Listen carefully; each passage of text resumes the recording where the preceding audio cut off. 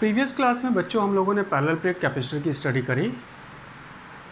एक special type of capacitor था जिसमें दो प्लेट्स एक दूसरे के पैरेलल थे, प्लेट्स का एरिया ए गिवन था और उनके बीच का सेपरेशन गिवन था और उनके बीच में हम लोगों ने कैपेसिटर को कैलकुलेट किया था और कैपेसिटर की वैल्यू आई थी capacitance of a parallel plate capacitor is epsilon not area A upon D. ये वैल्यू हम लोगों ने कैलकुलेट किया था। अब हम दूसरे टाइप के कैपेसिटर को पढ़ेंगे, दैट इज़ स्फेरिकल कैपेसिटर। ठीक है, अभी जो पिछले की कॉन्सेप्ट में हम लोगों ने देखा था उसमें एक प्लेट, एक प्लेन सरफेस जिसको हम प्लेट कंसीडर किए थे, उसको उसी के इक्विवेलेंट एरिया के दूसरे प्लेन सरफेस के करीब हमने पैरेलली अरेंज कर रखा था। तो एक टाइप का कैपेसिटर हमारा पैरेलल प्लेट कैपेसिटर होता है जिसमें एक प्लेट दूसरे प्लेट के बिल्कुल पैरेलल रखा होता है। नेक्स्ट सेकंड टाइप का जो कैपेसिटर हम पढ़ेंगे, हमारे कॉन्सेप्ट में पढ़ना है जो कंडेंसर, जिस टाइप के कंडेंसर होते हैं, तो वो कैपेसिटर या कंडेंसर हमारा स्फेरिकल होता है।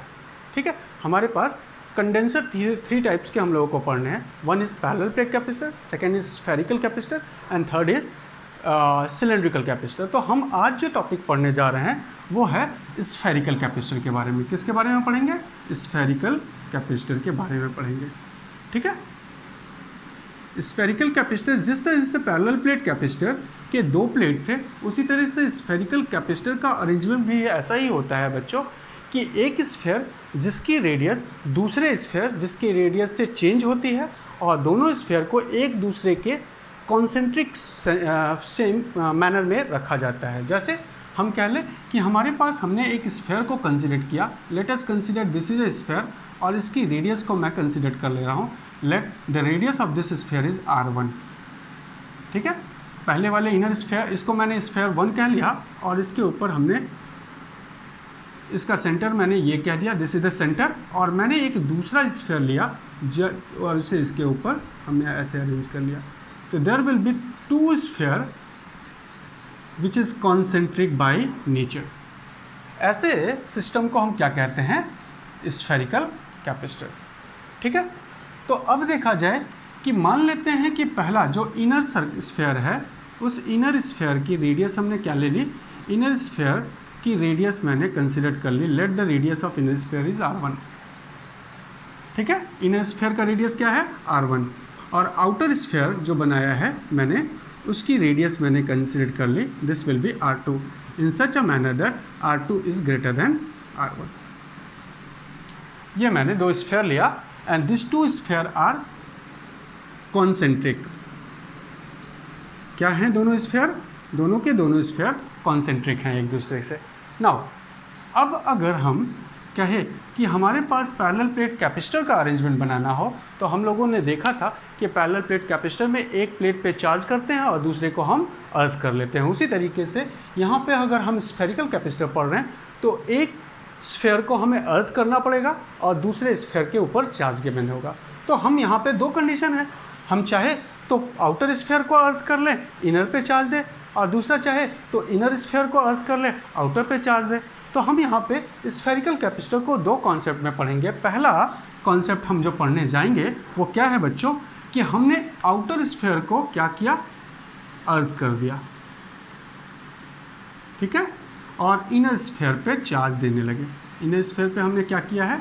Charge given. ये हमारा सिस्टम है। तो अगर हम इनर स्फेयर पे क्यू चार्ज देते हैं, प्लस क्यू चार्ज देते हैं, तो वो सारा का सारा चार्ज कहाँ आ जाएगा? तो हम कहेंगे this will comes on the surface of the inner sphere. Since हमने पॉजिटिव चार्ज दी है तो सारा का सारा चार्ज कहाँ आ गया? सरफेस पे। तो देखिए यहाँ के अरेंजमेंट में हम क्या कह रहे हैं? आउटर को हमने क्या कर दिया? अर्थ कर दिया, और इनर के ऊपर चार्ज दे रहे हैं। तो हम कहेंगे स्फेरिकल कैपेसिटर का फर्स्ट केस हम देखेंगे, when outer sphere is earth, outer is earth and inner is on an inner given charge।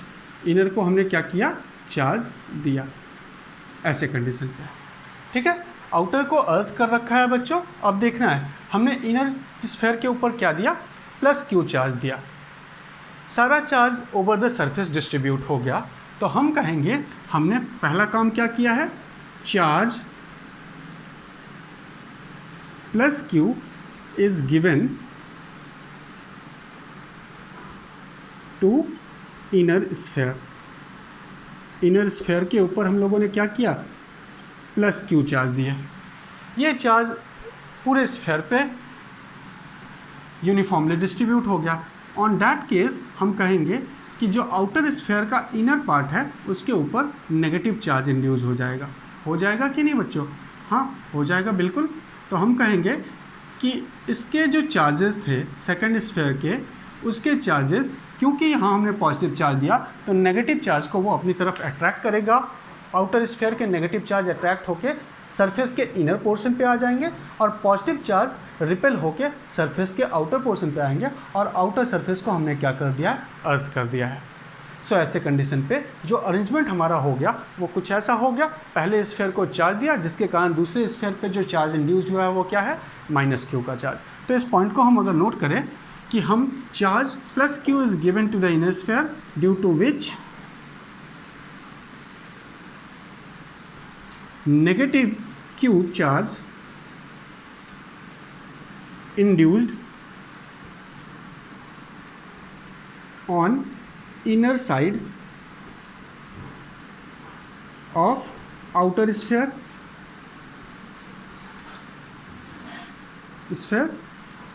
and outer side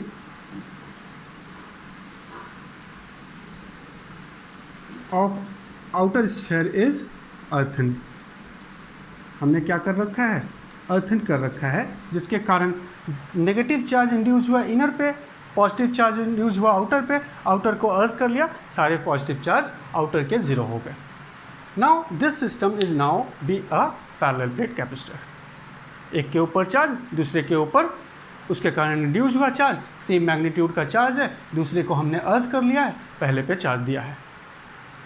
अब मान लें कि इनके बीच का हम अगर सेपरेशन निकालना चाहें बच्चों, तो ये सेपरेशन कितना होगा, तो हम कहेंगे separation between the to sphere is, पहले स्फेयर का रेडियस क्या है, इनर स्फेयर का r1, आउटर स्फेयर का रेडियस क्या है r2, तो सेपरेशन क्या हो जाएगा, तो हम कह लें सेपरेशन बिटवीन स्फेयर जो मिला है हमें, सेपरेशन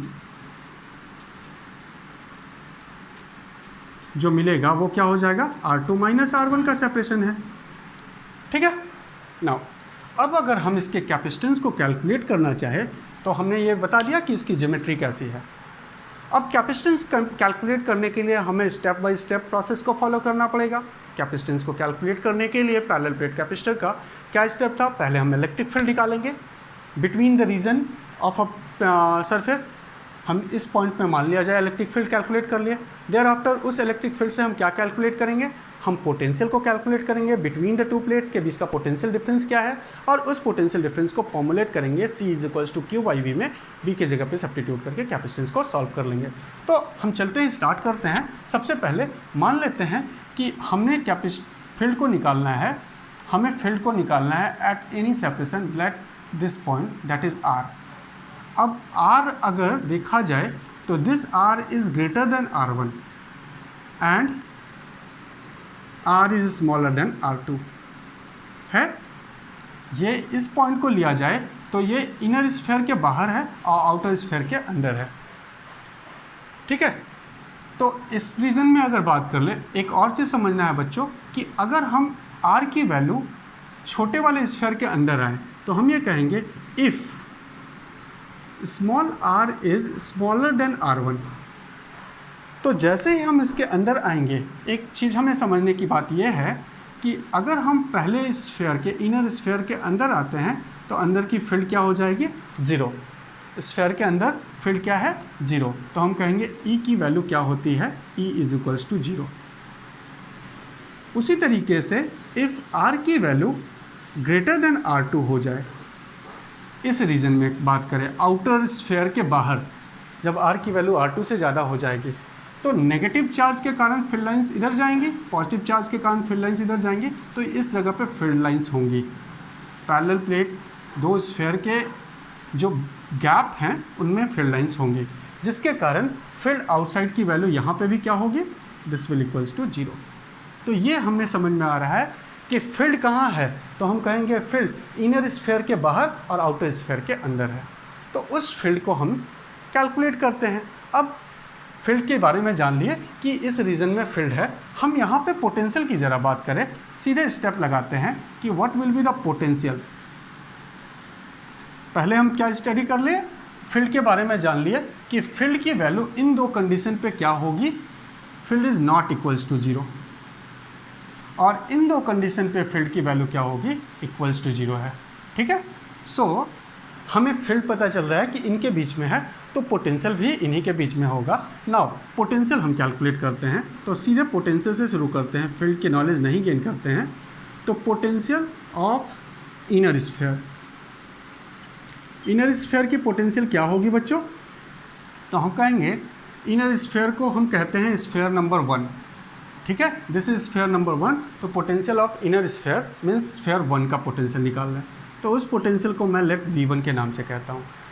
इस पोटेंशियल की वैल्यू क्या हो जाएगी, तो हम कहेंगे जो चार्ज उसके ऊपर है, तो उसके ऊपर कैसा चार्ज है, प्लस Q का चार्ज है, upon 4 pi epsilon naught R1।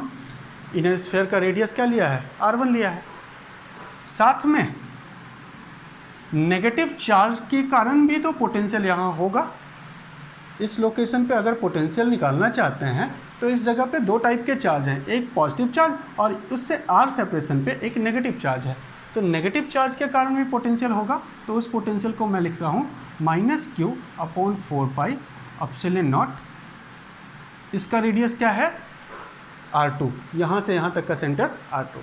सो अब अगर देखें तो हमारे पास पोटेंशियल ऑफ इनर स्फीयर क्या आ जाएगा, तो हम कहेंगे Q और 4 पाई एप्सिलॉन नॉट को कॉमन ले लो, बचेगा R2 minus R1 upon R1 R2। ये हो जाएगा पोटेंशियल किसका, इनर स्फीयर का। अब अगर हम पोटेंशियल निकालना चाहें आउटर स्फीयर का, potential of outer part of outer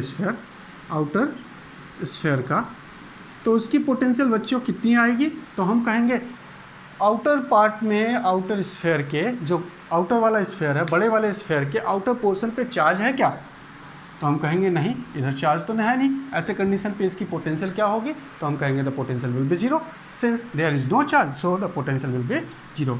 Q outside की वैल्यू क्या है, 0, so potential of outer sphere on outside will be 0। अब अगर पोटेंशियल डिफरेंस निकालना चाहें तो डिफरेंस इन पोटेंशियल क्या हो जाएगा, डिफरेंस इन पोटेंशियल, जिसको हम लिख सकते हैं potential final minus potential initial. तो वैल्यू कितनी आएगी, तो हम कहेंगे फाइनल माइनस इनिशियल को करके अगर इसकी मैग्नीट्यूड की भी सिर्फ बात करें, मैग्नीट्यूड ऑफ पोटेंशियल डिफरेंस, तो इसकी वैल्यू क्या आ जाएगी, इसमें से इसको माइनस कर लो या इसमें से इसको माइनस कर लो। हमें क्या निकालना है, मैग्नीट्यूड निकालना है, तो साइन तो देखना ही नहीं है, तो हम कह सकते हैं something -0 will be that thing. तो पोटेंशियल की वैल्यू क्या आई, 4 pi epsilon not R2 minus R1 upon R1 R2। ये हमारी potential difference between the to sphere निकल गया। नाउ अब थर्ड स्टेप हमारा क्या है कि हमको कैलकुलेट क्या कर लेना है, हमें कैलकुलेट करना है इलेक्ट्रिक फील्ड के बारे में जाना। पहला स्टेप था, फर्स्ट स्टेप, कि हमें इलेक्ट्रिक फील्ड की नॉलेज रखनी है। हमने पाया कि इलेक्ट्रिक फील्ड इन दोनों के, इन रीजन के बीच में ही लाई कर रहे हैं, इसके इस स्फीयर इनर स्फीयर के अंदर नहीं है, ये आउटर स्फीयर के बाहर नहीं है, इसी के बीच में फील्ड लाइंस है, इलेक्ट्रिक फील्ड लाइंस है, तो फिर इलेक्ट्रिक फील्ड भी होगी। उस इलेक्ट्रिक फील्ड से हम लोगों ने पोटेंशियल को कैलकुलेट किया, तो पोटेंशियल की वैल्यू क्या आई, तो potential difference between the two plate हमें जो मिला है वो ये वैल्यू मिल गई। This will be the value of electric potential between the two plate of the sphere. Okay, now अब हमें क्या कैलकुलेट करना है, कैलकुलेट कैपेसिटेंस। तो कैपेसिटेंस कैलकुलेट करने के लिए हमें क्या करना होगा, सिंपल फॉर्मूला है C is to Q by V। Now put this V here, तो हमें क्या मिलेगा, Q को कैंसिल कर लेगा, हमें वैल्यू मिलेगी Q upon Q R2 minus R1 upon 4 pi epsilon naught R1 R2। Q से Q को कैंसिल कर लें और वैल्यू को लिखेंगे तो हम लिख सकते हैं 4 pi epsilon naught R1 R2 upon R2 minus R1। This will be the capacitance of a spherical capacitor when outer sphere is earthen and inner sphere is given charge। यहाँ पे ये हमें कैपेसिटेंस का फॉर्मूला मिल गया। इसमें हमारे कहेंगे तो R2 की वैल्यू R1 से क्या है बच्चों, ज़्यादा। तो अगर हमें यहाँ पे भी फॉर्मूले को देखें तो हमें सिर्फ और सिर्फ ज्योमेट्री चाहिए, ज्योमेट्रिकल पैरामीटर चाहिए स्फेयर का। स्फेयर के ज्योमेट्रिकल पैरामीटर में हम देखें तो सिर्फ और सिर्फ रेडियस है और रेडियस के बेसिस पे हम लोग यहाँ पे कैपेसिटेंस कैलकुलेट कर रहे हैं। तो पहले पैरेलल प्लेट कैपेसिटर में भी हम लोगों ने देखा था कि C is equals to epsilon naught A by D, means parallel plate capacitor की भी जो कैपेसिटेंस थी वो उसके ज्योमेट्रिकल अरेंजमेंट पे ही डिपेंड थी। और यहाँ स्फेरिकल कैपेसिटर में भी हम देख रहे हैं, स्फेरिकल कैपेसिटर में भी कि कैपेसिटेंस की वैल्यू क्या आई है 4 pi epsilon naught R1 R2 upon R2 minus R1, means geometrical representation पे ही डिपेंड है। क्लियर है? तो हम लोगों ने ये जाना कि हमारे स्फेरिकल कैपेसिटर के, इसको हम अगर नोट करें तो हम ये कह सकते हैं एक स्फेयर जिसके ऊपर दूसरे स्फेयर को हमने अरेंज किया कॉन्सेंट्रिक, ऐसे कंडीशन पे आउटर को हमने अर्थ किया और इनर को चार्ज दिया। सो कैपेसिटी की वैल्यू इस कंडीशन पे क्या आई, तो हम कहेंगे 4 pi epsilon not product of radius divided by difference between the radius.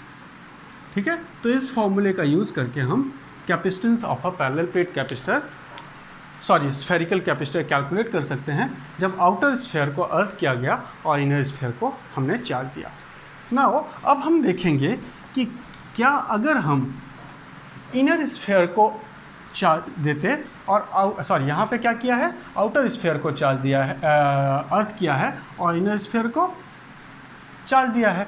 अगर ये सिस्टम हम उल्टा कर दें, अगर इसी सिस्टम में हम आउटर स्फेयर को चार्ज दे रहे होते और इनर स्फेयर को अर्थ कर देते तो इसकी कैपेसिटी क्या होगी। तो नेक्स्ट टॉपिक जो हम पढ़ेंगे बच्चों वो यही पढ़ेंगे कि what will happen if in a spherical capacitor outer is given a charge and inner sphere is earthen। तो देखा जाए क्या होता है। नेक्स्ट जो हमें पढ़ना है वो क्या देखेंगे बच्चों कि इनर स्फेयर पे हमने को अर्थ कर दिया और आउटर स्फेयर को हमने चार्ज दिया। तो देखते हैं उसी अरेंजमेंट को हम फिर से, कि मान लिया था हम लोगों ने पीछे कि एक स्फेयर था जिसकी रेडियस हम पहले वाले आउटर स्फेयर की रेडियस क्या कंसीडर किए थे, तो हम आउटर स्फेयर की रेडियस कंसीडर किए थे R2 और इनर स्फेयर की रेडियस क्या कंसीडर किए थे, इनर स्फेयर की रेडियस कंसीडर किए थे R1। तो हम कहेंगे यहाँ R2 की वैल्यू R1 से ज़्यादा है। दो स्फेयर हैं, ठीक है, हमें करना क्या है, इनर स्फेयर को अर्थ कर देना है। तो हमने इनर स्फेयर को अर्थिंग कर ली, किसी अरेंजमेंट के थ्रू हमने इनर स्फेयर को अर्थ कर ली और आउटर स्फेयर के ऊपर चार्ज दे दिए। आउटर स्फेयर को हम लोगों ने क्या किया, चार्ज दिया, इसके ऊपर चार्ज गिवन किया। लेट द चार्ज गिवन, जो हम इसके ऊपर दे रहे हैं charge given will be Q। हमने कितना चार्ज दिया है, प्लस Q का चार्ज दिया। अब ऐसे कंडीशन पे जैसे ही हम प्लस Q का चार्ज इसके ऊपर देंगे, लेट उनमें से Q dash charge plus Q dash charge अंदर चला गया। आउटर स्फेयर के इनसाइड, आउटर स्फेयर के अंदर जो चार्ज है, इनर साइड में जो चार्ज है वो प्लस Q डैश है। तो Q चार्ज हमने दिया था, Q डैश इनर साइड पे चला गया, तो आउटर साइड पे कितना चार्ज बचेगा, तो हम कहेंगे Q minus Q dash charge बचेगा। ठीक है, लेकिन इसका भी नेचर क्या होगा, तो हम कहेंगे इसका भी नेचर पॉजिटिव होगा। तो हम यहाँ पे लेट रिप्रेजेंट कर रहे हैं आउटर सरफेस पे, आउटर स्फेयर के आउटर सरफेस पे कितना चार्ज, तो हमने उसे लिखा है Q minus Q dash charge, और ये चार्ज का नेचर पॉजिटिव है इसलिए हम इसको पॉजिटिव से रिप्रेजेंट कर दिए।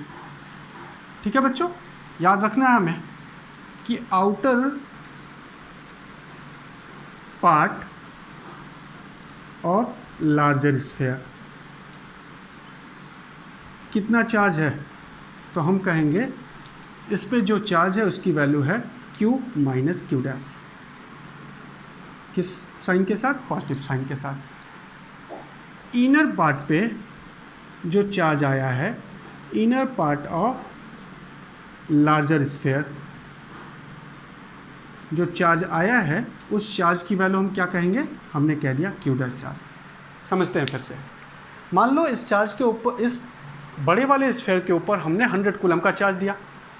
उस 100 कूलम का चार्ज उस पूरे स्फीयर पे डिस्ट्रीब्यूट होना चाहा और अंदर के पोर्शन पे 30 कूलम का चार्ज चला गया, तो बाहर कितना चार्ज बचेगा? तो हम कहेंगे 100 माइनस 30। उसी पॉइंट को मैंने यहाँ पे रिप्रेजेंट किया है। अब नीचे अंदर जाने वाला चार्ज प्लस 30, तो बाहर plus 100 minus plus 30 that is plus 70। तो दोनों का नेचर क्या है? पॉजिटिव।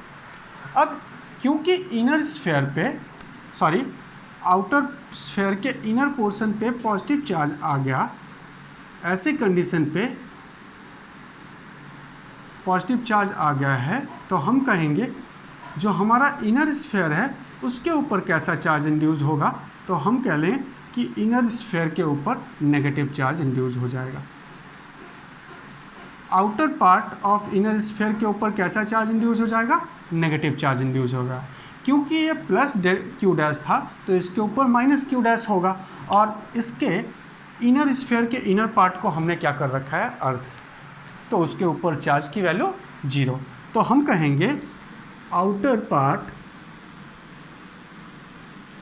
ऑफ स्मॉलर स्फीयर के ऊपर कितना चार्ज है बच्चों? तो हम कहेंगे the charge will be minus Q dash. अगर यहाँ प्लस Q डैश है तो इसके ऊपर क्या आएगा? माइनस Q डैश का चार्ज आएगा इंडक्शन के थ्रू। और inner sphere, inner part of smaller sphere पे कितना चार्ज आएगा? तो क्योंकि उसे हम अर्थ करके रखे हैं, तो अर्थिंग किसकी करी है? Inner part of inner smaller sphere, तो उसके ऊपर जो चार्ज आएगा वो क्या होगा? 0। ठीक है, तो ऐसे कंडीशन पे ये चार्ज का डिस्ट्रीब्यूशन हम लोगों ने देख लिया। नाउ अब हमें देखना है कि ये जो पैरेलल प्लेट कैपेसिटर हमारा बन रहा है, सॉरी स्फेरिकल कैपेसिटर जो हमारा है अरेंजमेंट का, इस स्फेरिकल कैपेसिटर में हमारे जो चार्ज इनसाइड हैं उसे हम Q इनसाइड कह लें, और इनसाइड चार्ज कितने हैं? ये प्लस Q डैश और माइनस Q डैश। ठीक है, तो एक ही हम चार्ज लेंगे Q डैश को, तो हम ये कह सकते हैं कि ये चार्जेस कहाँ हैं? Q इनसाइड, और ये चार्जेस कहाँ हैं? Q outside. तो इनसाइड और आउटसाइड चार्जेस की मैग्नीट्यूड अगर हम कैलकुलेट कर ले तो हमारे लिए आसान हो जाएगा प्रॉब्लम को समझना। तो हमने चार्ज के डिस्ट्रीब्यूशन में ये पढ़ा है कि जो चार्ज की वैल्यू होगी वो स्फीयर के रेडियस पे डिपेंड होगी। ऐसे कंडीशन पे Q इनसाइड, जिसको हम Q डैश का नाम दिए हुए हैं, उसकी मैग्नीट्यूड हो जाएगी R1/R2 times of total charge given that is Q। ठीक है, क्या वैल्यू हो जाएगी? Q डैश की वैल्यू हो जाएगी R1/R2 इंटू Q। हमने जो टोटल चार्ज दिया है उसके रेशियो को देखा, तो रेशियो के बेसिस पे इनर वाले का रेडियस हमने रख लिया, आउटर वाले का रेडियस रख लिया, और इसके बेसिस पे रिलेट कर लिया। ठीक है, ये हमने पीछे पढ़ रखा है कि कैसे ये चार्ज Q डैश की वैल्यू R1/R2 इंटू Q आया है। ठीक है, ओके। नाउ अगर Q डैश की वैल्यू ये है तो Q आउटसाइड जो लाई कर रहा है वो चार्ज क्या होगा? तो हम कहेंगे Q आउटसाइड जो चार्ज लाई कर रहा है उसे हम कहेंगे Q माइनस Q डैश, और Q डैश की वैल्यू यहाँ पे हम क्या लिखे हैं? R1/R2 into Q। तो सॉल्व करेंगे तो वैल्यू क्या आएगी बच्चों? R2 minus R1/R2 times of Q। तो ये हमें पता चल गया कि हमारे स्फीयर के चार्जेस कैसे हैं। अब अगर इस ज्योमेट्री को देखी जाए तो ये ज्योमेट्रिकल रिप्रेजेंटेशन कुछ ऐसा हो जाएगा। पहला, इनर स्फीयर पे चार्ज, आउटर स्फीयर पे चार्ज, इसके ऊपर माइनस Q डैश का, यहाँ पे प्लस Q डैश का, जिसके कारण ये हमारे स्फेरिकल कैपेसिटर के अरेंजमेंट में आ गया। साथ में हमने देखा कि एक और चार्ज का डिस्ट्रीब्यूशन है, और वो क्या है? Q आउटसाइड, जिसके ऊपर कारण यहाँ पे चार्ज डिस्ट्रीब्यूट है। सो अगर हम कैपेसिटेंस कैलकुलेट करना चाहते हैं तो हम कहेंगे capacitance due to this arrangement plus capacitance due to this arrangement. अब देखा जाए तो ये आउटर रेडियस है, जिस आउटर स्फीयर है, लार्जर स्फीयर जिसका रेडियस R2 है, और ये इनर स्फीयर और ये आउटर स्फीयर है। तो इस अरेंजमेंट की कैपेसिटी अभी हम लोगों ने कैलकुलेट कर रखी है और उसकी वैल्यू क्या आई है 4 pi epsilon naught R1 R2 upon R2 minus R1। तो हम कहेंगे total net capacity is equals to net capacitance is equals to capacitance of first part plus capacitance of this part. तो दोनों को अगर हम सॉल्व आउट करें तो हम देखेंगे इसकी कैपेसिटेंस क्या निकाली थी 4 pi epsilon naught R1 R2 upon R2 minus R1। ध्यान देना है हमारे फॉर्मूले में R2 माइनस R1 है, means larger radius of larger sphere minus radius of smaller sphere, ये हम यूज किए। साथ में ये किसके जैसा है, ये हम कहेंगे स्फेरिकल कंडक्टर के जैसा है जिसके ऊपर चार्ज दिया गया है। तो स्फेरिकल कंडक्टर की कैपेसिटेंस हम पहले कैलकुलेट कर रखे हैं, वो होता है epsilon not 4 pi epsilon not और इसकी रेडियस। ये क्या है, ये है पैरेलल प्लेट कैपेसिटर का अरेंजमेंट, ये क्या है स्फेरिकल कंडक्टर का अरेंजमेंट। तो दोनों की कैपेसिटी को सम कर लो। तो कैपेसिटेंस क्या है, कैपेसिटेंस स्केलर क्वांटिटी है, तो it can be sum up by using normal algebra. तो हमने दोनों की कैपेसिटी को ऐड अप कर लिया। नाउ अगर हम ऐड करें तो यहाँ से देखते हैं 4 पाई एप्सिलॉन नॉट कॉमन हो जाएगा, हमारे पास R1 R2 upon R2 minus R1 plus R2 ये वैल्यू मिलेगी। अब अगर हम यहाँ से सॉल्व करें तो हमें जो वैल्यू आएगी वो होगी 4 pi epsilon naught R1 R2, sorry यहाँ पे R2 लिखना है, प्लस R2 का square minus R1 R2 divided by R2 minus R1। ठीक है बच्चों, तो ये इसको कैंसिल कर लेगा। हमारे पास रिजल्ट में क्या मिला, तो रिजल्टेंट कैपेसिटेंस हमें मिलेगी 4 पाई एप्सिलॉन नॉट R2 का square upon R2 minus R1। तो this will be the value of capacitance when inner sphere is earthen and outer is given charge. ठीक है, तो ये हम लोगों ने कैपेसिटेंस को कैलकुलेट कर लिया। तो अगर हम यहाँ पे लिखना चाहे तो हम लिख सकते हैं कि when inner sphere is earthen and outer sphere is charge the capacity is given by the formula 4 pi epsilon not R2 square upon R2 minus R1। Here in दोनों फॉर्मूलेज के लिए हमारे R2 की वैल्यू R1 से ज़्यादा है। ठीक है, R2 किसकी रेडियस है, तो हम कहेंगे स्फीयर जो बड़ा वाला स्फीयर है उसकी रेडियस है। इस तरीके से हम दोनों कैपेसिटेंस का दोनों अरेंजमेंट की कैपेसिटी निकाल सकते हैं। ठीक है, नाउ अब हमें देखना है कि अगर यहाँ पे अरेंजमेंट देखा जाए तो इस अरेंजमेंट के लिए हम लोगों ने जो कैपेसिटेंस की वैल्यू कैलकुलेट करी है बच्चों, इस अरेंजमेंट में जहाँ हमने इनर को क्या किया है, इनर सरफेस को अर्थ किया है और आउटर को क्या किया है, चार्ज दिया है। ऐसे कंडीशन पे हमारी जो कैपेसिटी की वैल्यू आई है वो क्या आई है, तो हमने जो कैपेसिटी निकाला है वो है 4 pi epsilon not R2 square upon R2 minus R1। बड़े वाले स्फीयर का रेडियस क्या है, तो हम कहेंगे R2, छोटे वाले स्फीयर का रेडियस क्या है, तो हम कहेंगे R1। ठीक है, लेकिन अगर ये अरेंजमेंट ऐसा है, हमने आउटर को क्या किया, आउटर को अर्थ किया और इनर को चार्ज दिए, आउटर अर्थ किए और इनर को चार्ज दिए, सच दैट इसका रेडियस क्या है R1 और इसका रेडियस क्या है R2। तो हमने इस पे जो कैपेसिटेंस की वैल्यू कैलकुलेट करी है वो क्या है 4 pi epsilon not product of radius upon difference of radius. जिस तरीके से इस कैपेसिटर का कैपेसिटेंस उसके ज्योमेट्रिकल अरेंजमेंट पे डिपेंड है, उस तरह से इस कैपेसिटर का भी कैपेसिटेंस इसके ज्योमेट्रिकल रिप्रेजेंटेशन पे डिपेंड है। इस पे जो चार्ज दिया है, यहाँ पे कैसा चार्ज आएगा, हाँ, इसके ऊपर चार्ज दे दे तो ये पॉजिटिव चार्ज आ जाएगा, और ये जो इसके इनर सरफेस पे होगा वो कैसा चार्ज होगा, नेगेटिव चार्ज होगा। ठीक है बच्चों, तो ये कॉन्सेप्ट हम लोगों ने देख लिया। अब इसमें हम अगर ये कहें कि दिस इज अरेंजमेंट नंबर 1,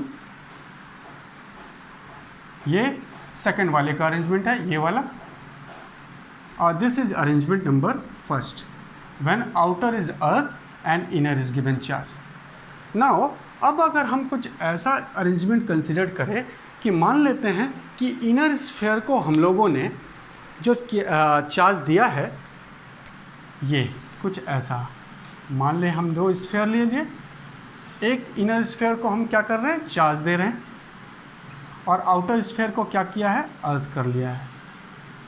ऐसे कंडीशन पे इसकी कैपेसिटेंस को कैलकुलेट करने का फॉर्मूला, अगर इसकी रेडियस हमने R1 कंसिडर करी है और इसकी रेडियस R2 कंसिडर करी है तो क्या होगा, ये वैल्यू होगी, अभी हम लोग देख रहे हैं। अगर हम इस अरेंजमेंट में हम क्या करते हैं कि अंदर वाले प्लेट को हमने चार्ज दिया, चार्ज इनर सरफेस को दे रहे हैं और आउटर सरफेस को अर्थ करके रखे हुए हैं, और इन दोनों कंडक्टर के बीच में, इन दोनों स्फीयर के बीच में हम एक कंडक्टिंग वायर लगा लें। तो जैसे ये कंडक्टिंग वायर हम लगाएंगे बच्चों, तो क्या होगा कि जो चार्ज हम यहाँ दे रहे हैं वो चार्ज कहाँ चला जाएगा, इसके इनर सरफेस पे, आउटर सरफेस पे। ऐसे कंडीशन पे हमारी जो कैपेसिटी की वैल्यू होगी वो क्या हो जाएगी, तो हम कहेंगे the capacity of a spherical in such arrangement when charge given on inner sphere, charge given on smaller sphere and larger sphere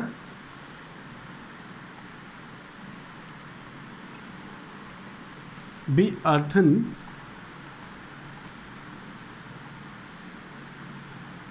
and conducting rod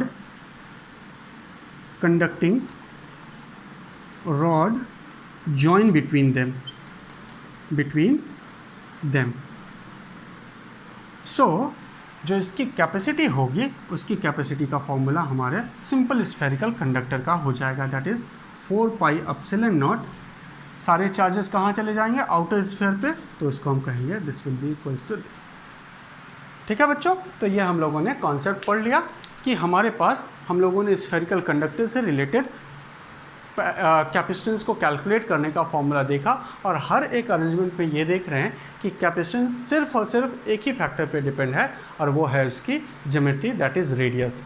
इससे पहले जब पैरेलल प्लेट पर कैपेसिटर पढ़ा था तो प्लेट्स का एरिया और उन दोनों के बीच का सेपरेशन देखा था। यहाँ पे जब स्फेरिकल कैपेसिटर को पढ़ा हम लोगों ने तो रेडियस। तो हमें समझ में आ रहा है कि ज्योमेट्रिकल रिप्रेजेंटेशन पे ही हमारे capacitance of a parallel capacitor depend है। नेक्स्ट टॉपिक जो हम लोग पढ़ेंगे, हमने पैरेलल प्लेट कैपेसिटर पढ़ लिया, हमने स्फेरिकल कैपेसिटर के बारे में स्टडी कर ली। अब नेक्स्ट जो हमें पढ़ना है वो थर्ड टाइप का कैपेसिटर है, दैट इज़ सिलेंड्रिकल कैपेसिटर। तो सिलेंड्रिकल कैपेसिटर के अरेंजमेंट को देखेंगे हम लोग नेक्स्ट क्लास में। ठीक है, थैंक यू।